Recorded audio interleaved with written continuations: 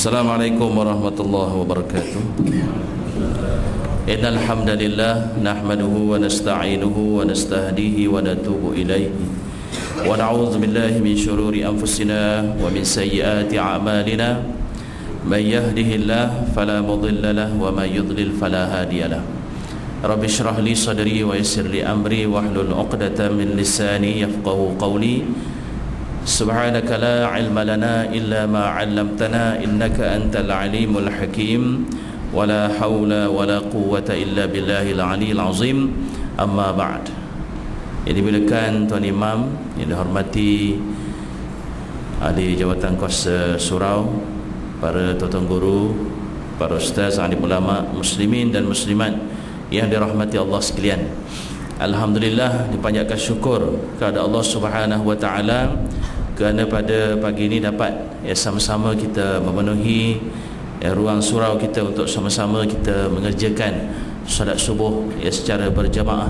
Kita doakan kepada Allah Subhanahu wa taala agar sama-sama kita dapat istiqamah melaksanakan ketaatan kepada Allah Subhanahu wa taala, dan khususnya di bulan Ramadan ini yang pahalanya dilipat gandakan oleh Allah Subhanahu wa taala.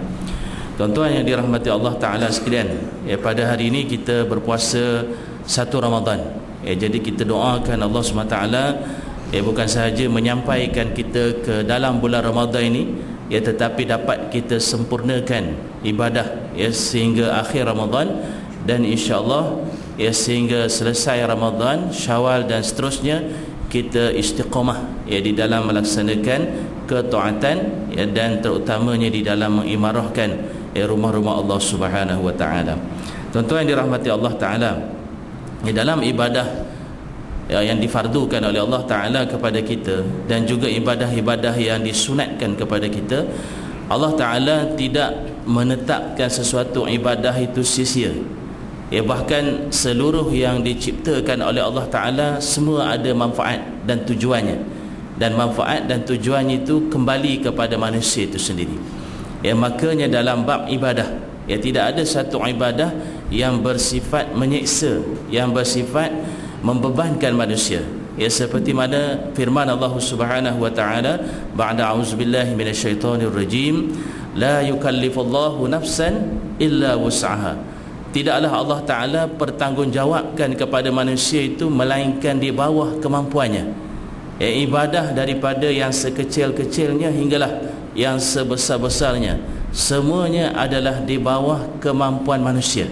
Kecualilah sekiranya ada halangan tertentu, sakit dan seumpamanya, maka kelonggaran diberikan kepada manusia yang menandakan, menunjukkan rahmat kepada umat manusia yang menjadi hamba Allah Subhanahu wa taala. Makanya ibadah itu ada tujuan dan matlamat. Ibadah itu ada maqasidus syariahnya, ada rahsia di sebaliknya. Begitulah juga ibadah puasa yang kita lalui pada 1 Ramadan hari ini. Jadi di mana rahsia ini ataupun maqasid ini telah dinyatakan oleh Allah Subhanahu taala di dalam ayat yang mana kita baca di bulan Syaban lagi ayat ini. Ustaz-ustaz menerangkan kepada kita dan dalam kuliah forum dan seumpamanya dinyatakan kepada kita, iaitu ayat 183 daripada suratul Baqarah. Firman Allah taala, a'udzubillahi minasyaitonir rajim, ya ayyuhalladzina amanu kutiba alaikumus shiyam kama kutiba alal ladzina min qablikum la'allakum tattaqun. Yang bermaksud wahai orang-orang yang beriman. Jadi di dalam Al-Quran apabila khitabullah, firman Allah taala selepas ungkapan ya ayyuhalladzina amanu, biasanya ada perintah dalam bentuk ketaatan. Ada pun ayat yang bermula dengan ya ayyuhan nas, wahai manusia, maka dia lebih mengajak manusia untuk dekat kepada agama Allah Subhanahu wa taala. Jadi ayat yang bermula dengan ya ayyuhalladzina amanu, wahai orang beriman, kerana tapak dah ada, kerana asas sudah ada di dalam dada. Makanya apabila tiba ataupun datang sebarang bentuk arahan, orang beriman akan terima dengan lapang dada. Orang yang beriman akan terima dengan senang hati. Orang beriman akan terima dengan banyak berbaik sangka dengan Allah Subhanahu wa taala, dan penuh yakin apa yang datang itu mendatangkan kebaikan kepada mereka.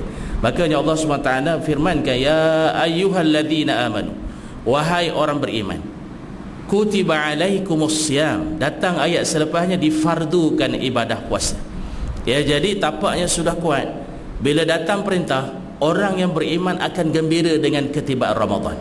Bukan sahaja satu Ramadan, tetapi bulan Rejab lagi sudah gembira, sudah menanti-nanti ketibaan satu Ramadan. Ya, kerana apa? Imannya sudah ada. Ya, justru itulah dakwah Nabi SAW. Ya, 13 tahun di Mekah itu menanamkan soal iman. Ya, menyuntik keimanan, keyakinan kepada Allah Subhanahu wa taala. Dan Nabi SAW diajar dalam dakwah baginda, yang menerangkan tentang kewujudan Allah, yang menerangkan tentang kewujudan syurga dan neraka, menerangkan tentang adanya dosa dan pahala dalam setiap tindakan manusia. Ya, maka iman sudah ada, bila datang perintah, manusia akan terima dengan sebaiknya. Ya, seperti juga perintah-perintah yang lain. Ya, kita dimaklumkan di dalam sirah sebagai contoh. Ya, zaman Arab jahiliah ini penuh dengan budaya-budaya mungkar. Antaranya ialah ketagihan arak yang sudah menjadi budaya turun-temurun. Ya, nak membuang tabiat arak ni begitu sukar, hinggalah apabila Allah Subhanahu wa taala perintahkan ya beberapa langkah. Ya, langkah pertama, arak itu ada buruk ada baik. Langkah yang kedua, ya, kalau kamu ingin mendekati solat, melaksanakan solat, jangan minum arak. Ya, dan langkah yang ketiga, barulah arak itu diharamkan secara total. Dan apabila arak ni diharamkan secara total, ya, dimaklumkan di dalam sirah, ya, oleh para pengkaji sejarah menyatakan, bila turun ayat pengharaman arak, maka penuhlah longkang-longkang dengan arak. Ya, ada yang sedang memegang botol arak, dicampak begitu saja. Ada yang tengah serve arak, dilemparkan begitu saja. Ada yang mempunyai arak di rumah, dipecahkan hingga longkang-longkang, ya, penuh dengan arak. Ini adalah merupakan satu proses. Apabila iman itu sudah ada, tidak ada sebarang soal lagi, tidak ada sebarang pertikaian lagi, seperti mana yang berlaku pada hari ini. Bila Allah Ta'ala perintahkan suatu perkara, ada yang mempertikaikannya. Allah Ta'ala perintahkan menutup aurat, kita kata aurat ni zaman Nabi saja, zaman kita tak ada. Ya, Allah Ta'ala perintahkan hukum hudud, maka kita umat Islam sendiri, orang kafir tu biarlah, ya, kerana tiada iman. Ya, mereka kufur, tiada iman. Tapi orang yang mendakwa iman, mereka sebenarnya masih lagi belum sempurna imannya. Bahkan dalam kewajipan melaksanakan ibadah puasa di bulan Ramadan ini pun mungkin ramai juga yang kurang puas hati. Hari ni tak dapat ngetir. Aduh, macam mana ni, payah ni. Ya, kalau mungkin di Felda bulan Rejab itu sudah mencari pot, mana tempat nak buka puasa pukul 10, contohnya di dalam kelapa sawit, contohlah kita kata.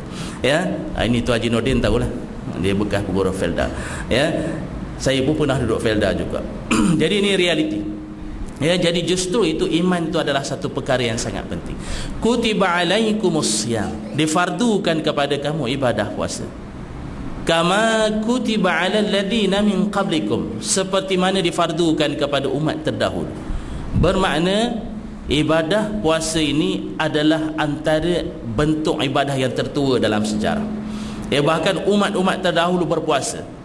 Umat Nabi Isa AS berpuasa, umat Nabi Musa AS berpuasa. Bahkan ada juga pengkaji sejarah menyatakan, ya, dalam agama Kristian asalnya mereka berpuasa, dan berpuasa dalam bentuk yang sama, 30 hari. Tetapi malangnya agama Kristian yang berasaskan kepada kitab Injil ini, walaupun dia adalah kitabus samawi, turun daripada langit, wahyu Allah Ta'ala, tetapi tidak ada jaminan, ya, tentang ketulinan kitab Injil. Ya, kerana kitab yang diberi jaminan ialah kitabul Quran, Al-Quranul Karim.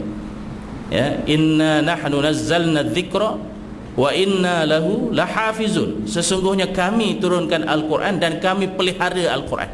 Adapun Injil, ajarannya berubah-ubah mengikut padri-padri. Dan bila kita baca sejarah, asalnya puasa 30 hari, tapi bila datang padri yang baru, dia kata 30 hari tak cukup,